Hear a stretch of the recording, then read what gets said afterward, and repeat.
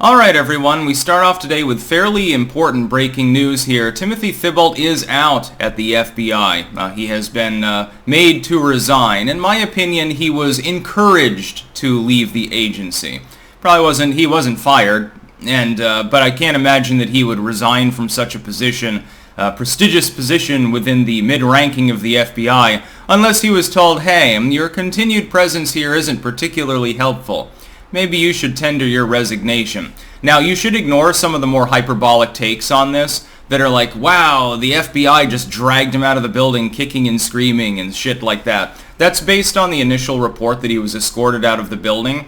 But the second that he resigns and turns in his FBI badge, he's no longer privy to most of the building that he works in. And so an escort is common procedure. That's because there are sensitive classified materials floating around everywhere, and drugs and everything else, and I imagine that it's a bit like a frat party at parts of the FBI. So he did not get fired.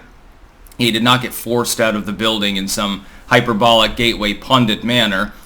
He was escorted out very politely because he resigned, although he was probably compelled to. Here's how it matters, and here's how it doesn't. People in the legacy media naturally are not putting two and two together, which is that the reason that he's leaving is allegations of bias within the Hunter Biden laptop cover-up. Now, of course, there was political bias there. That's quite clear. It's fairly transparent. We got a trove of material from the Hunter Biden laptop. We knew that it was real. It was corroborated already by independent forensic examiners, and the FBI prior to the 2020 election refused to look into it. The legacy media refused to report on it. Big Tech actively censored the story, and everyone called it Russian disinformation. This was a massive coordinated attack on liberty and upon justice and upon the truth with regards to this case in order to harm Donald Trump in the 2020 election. This is the truth. It's been owned up to at this point. The FBI effectively forcing Thibaults' departure is an admission of the political nature of that cover-up.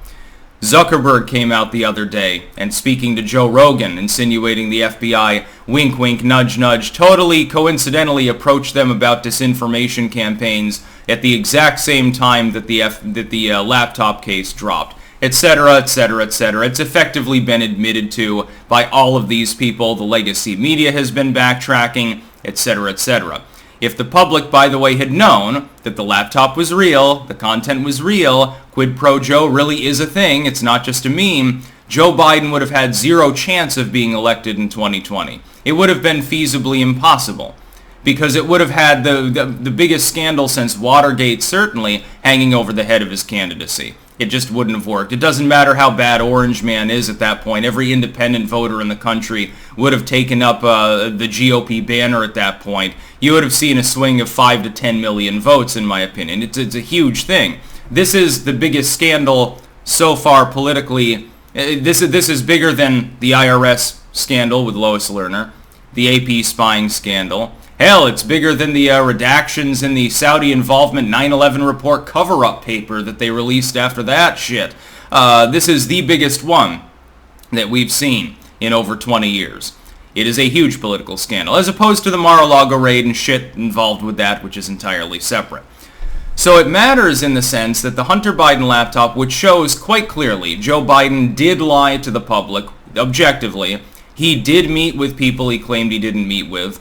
Money was exchanged that was claimed not to have been exchanged, etc., etc. Quid pro Joe meme. That's the importance here, and Thibault is probably a foreshock to other departures from the FBI.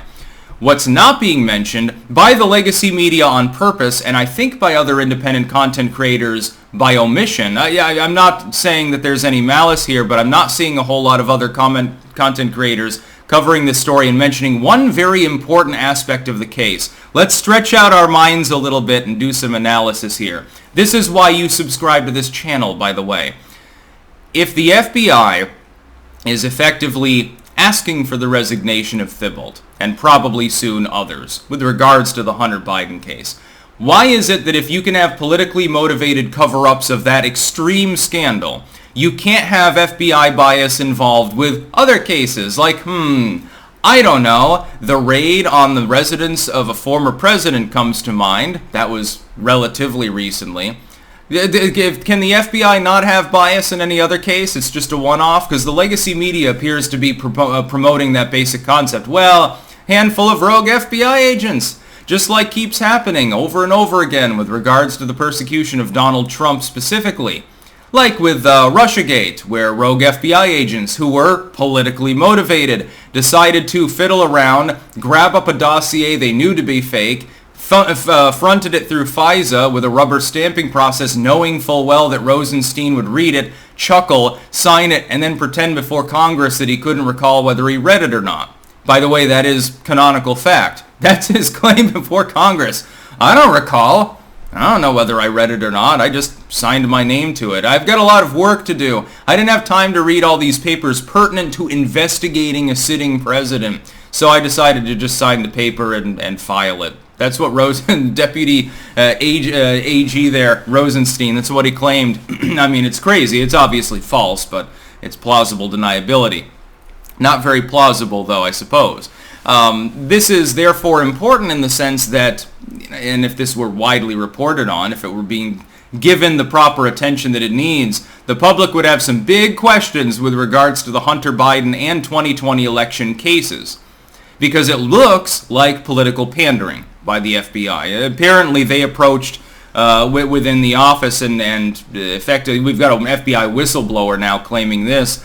People were effectively told to leave the story alone because they felt that they would be interfering with the election. If they investigated into possible quid pro quos involving a presidential candidate, and despite the fact that the whistleblower and the others in the FBI knew that it had nothing to do with Russian disinfo, and their story is just we didn't want to impact the election. We didn't want to have a repeat of 2016, which shows political bias. I mean, be quite clear, but they can claim otherwise. Where then do you get the concept of it being Russian disinfo? Why did the FBI separately go to big tech and the legacy media saying, hey, keep a weather eye out for the evil Russians, when they knew the Russians weren't involved with the story that was actually contemporary at the time?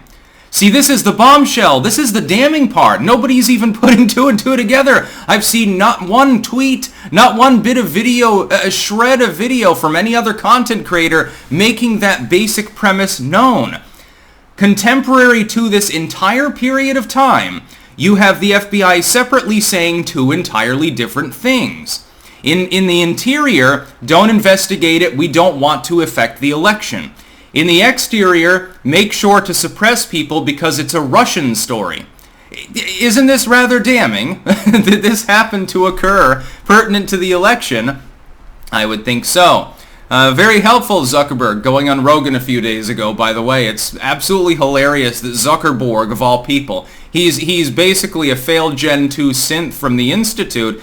Even he's cracking when it comes to the FBI. This is phenomenal. The only problem is that the legacy media and big tech are not going to report and promulgate the concept that the FBI had to have lied. They absolutely had to have lied in this case. There had to have been political bias, and they knew the material was real. They were offered the material forensically for analysis. They were offered the actual material, and they didn't even look into it. Meanwhile, that same level of corruption, which is A-plus grade corruption, by the way, this is bigger than Watergate. Meanwhile, the legacy media separately also won't make it clear to the public, hey, look, there's huge amount of bias at the political level in the FBI pertinent to the election that happened the last time around. Therefore, maybe there's a little bit of political corruption still at the FBI this time around, in 2022 instead of 2020. I mean, is nobody capable of making that connection as far as the creator community? You're not going to get it. I mean, you're not going to get it from the legacy media. That much is clear. They'll lie by omission. They'll bury this story the same way they buried the Hunter Biden laptop thing in claims of disinformation to begin with. But my God, just a little bit of analysis goes a long way. This is a huge case, and it's not getting a tenth of the attention that it should be getting. Bill Maher is doing more to popularize and promulgate the story, at least the basic fabric of it, than even most independent content creators. And I'm confused as to why this is happening. That's about all. Peace out.